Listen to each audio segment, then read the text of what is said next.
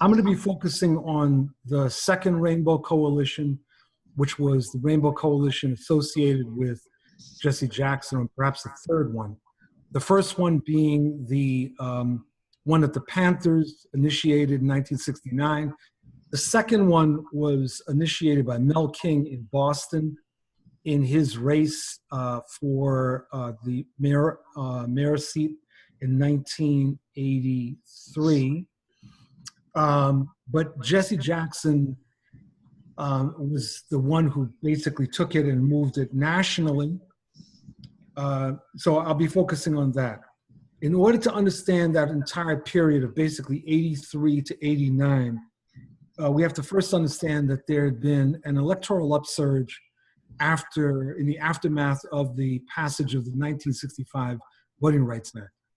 And it was at that point, black upsurge in the late 60s, very early 70s, that started sweeping the South and a number of other places.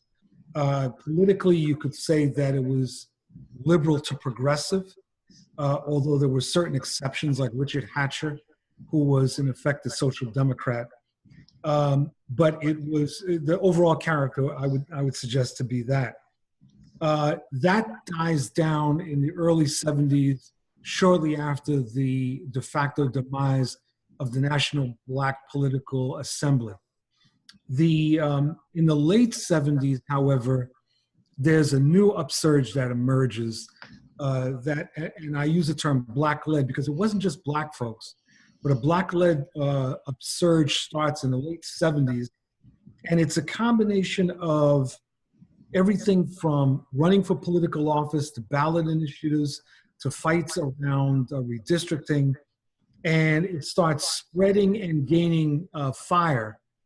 The critical moment was probably when Harold Washington, the former congressman, runs at the request of a movement in Chicago for mayor of Chicago and wins. And this was sort of a catalytic event.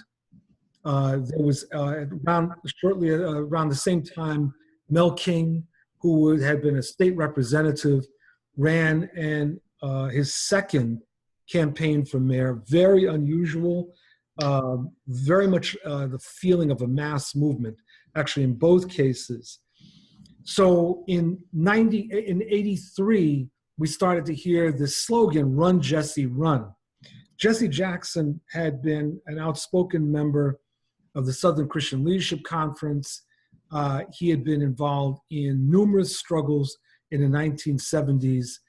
Politically was someone that many of us on the left were certainly uncertain how to look at, because he seemed to make a lot of overtures towards business, the business community, seemed to try to situate himself as being an interlocutor.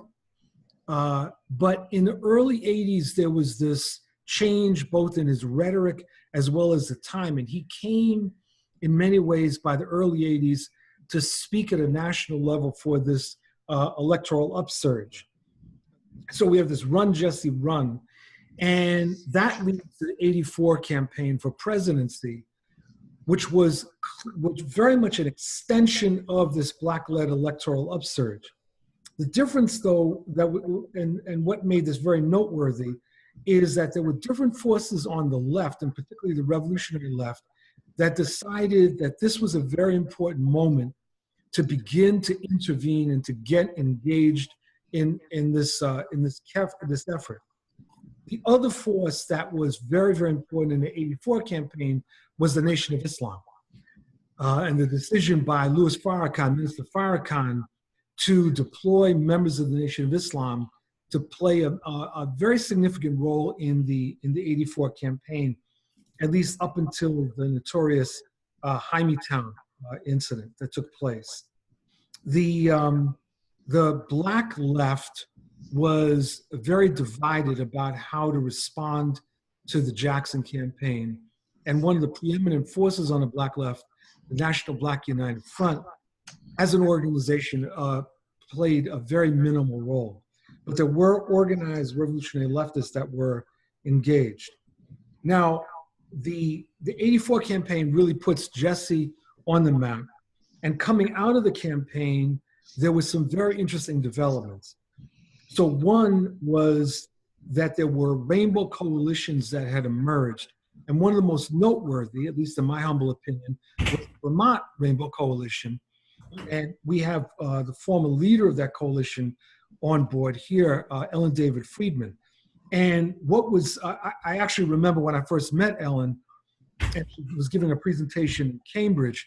And what was fascinating was that this simply wasn't just the Jackson electoral operation, but these were leftists that were thinking long-term about how the Jackson campaign could translate into some sort of ongoing electoral, progressive electoral effort.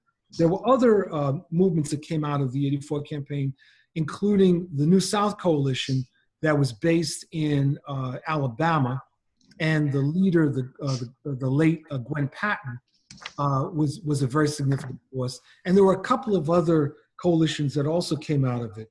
But there was a sense that we were onto something, that this would probably evolve towards an 88 campaign by Jackson.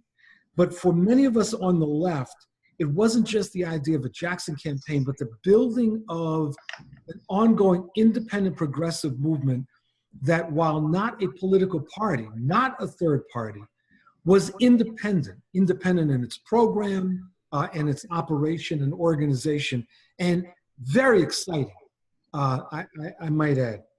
So the work started on this. There was a Rainbow conference, I believe, in 1986, and then in the fall of '87 in North Carolina, there was a formal Rainbow Convention. And coming out of that was the idea that we were building a mass progressive movement and a mass progressive organization, that this wasn't just the Jesse Jackson show. And within this developing Rainbow Coalition, there were forces on the left. The League of Revolutionary Struggle, the Communist Workers' Party was involved. At that point, they were called the New Democratic Movement. There were independents. There was smaller groups like the Proletarian Unity League and others that engaged. The Line of March was very critical in this. And people started throwing down to build this. But there were also a lot of independent forces, small collectives, independents, that decided to get engaged in this and to play a significant role in getting this going. So these rainbow coalitions start popping up all over the country. And keeping in mind that for most of us on the left, the outcome was to build a mass democratic organization post-88. So then we have the 88 campaign. And the 88 campaign was qualitatively different from 84. In 84, you could say, was a direct extension of the Black-led electoral upsurge, a very direct extension. By 88, it's more than that. That in the period from 84 to 88, Jackson had been going around the country building various constituencies and linkages. He was going into the Midwest, talking to white farmers. He was going to Jay, Maine, talking to white workers. He was going to Indian reservations. He was in barrios around the country. He was reaching out to Asian Americans, and he was building something that was very unique. And politically, I would argue, it was left populist, and in fact, to the left of Bernie Sanders in terms of his actual platform, when you look at it. And it was much more comprehensive as a platform than many of us are used to. This wasn't a single issue or oppositional campaign. And also, he was running to win. Now, this may sound strange looking back, because in 88, we knew on one hand, Jackson was not going to win. But on the other hand, we weren't so sure, because there was a way within the campaign that this was very, very serious. And it was taken very seriously that we're going to run and we're going to raise hell. And in fact, after Jackson won the Michigan primary, there was a cover, I believe, of either Newsweek or Time magazine that said, "What does Jesse want?" Right? And it was like remarkable, because clearly now the Democratic Party establishment understood this was a very serious campaign that was underway. Now, in addition to the left forces, there were mainstream Democratic Party black folks that were involved and some other minority groups that were involved, but the principal group being African Americans. And this was a very complicated force. And many of these mainstream African American Democrats were actually ambivalent about Jesse Jackson. They weren't sure that they trusted him. They definitely weren't so comfortable with the idea of him being too close. But because there was this mass movement that emerged, they knew that they had to throw down in support of the candidacy. So there were remarkable gains. And then after the campaign, and then after the November 88 election, the question was, what happens next? And this is where I will close off. In March 1989, the Rainbow Executive Board met, and Jackson carried out what I've described as a coup against himself. That is, he basically restructured the Rainbow in its entirety and reversed all direction from a mass democratic organization to basically becoming Jackson's personal organization. Mainstream Black Democrats, for a variety of reasons, supported this. The left was largely in dismay, and I would argue that to a great extent, we've never recovered since. I'll leave it there.